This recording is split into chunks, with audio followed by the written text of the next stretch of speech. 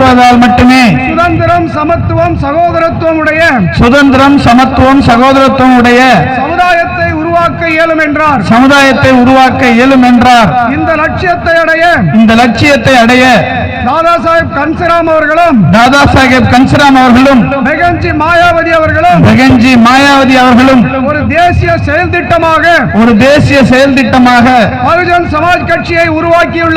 பகுஜன் சமாஜ் கட்சியை உருவாக்கியுள்ளார்கள். அந்த வழியில் பகுஜன் சமாஜ் கட்சியில் இணைந்து பொருளாதார மேம்பாட்டுக்கு எதிரான தடைகளை நீக்குவதற்கும் சமூக மாற்றத்தை உருவாக்குவதற்கும் உறுதி பூண்டுள்ளேன். இந்த மகத்தான லட்சியத்தை அடைய நாம் மனப்பூர்வமாக இன்று முதல் பகுஜன் சமாஜ் கட்சியின் மாநில தலைவர்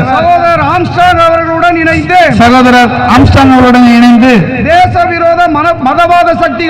தேச விரோத மதவாத சக்திகளின் மந்திர தந்திர எந்திர மோசடிகளை முறியடித்து இந்தியாவை ஆள பகுஜனங்களாய் களமிறங்கி உழைத்திட உறுதி அளிக்கிறேன். ஜெய் பீம்.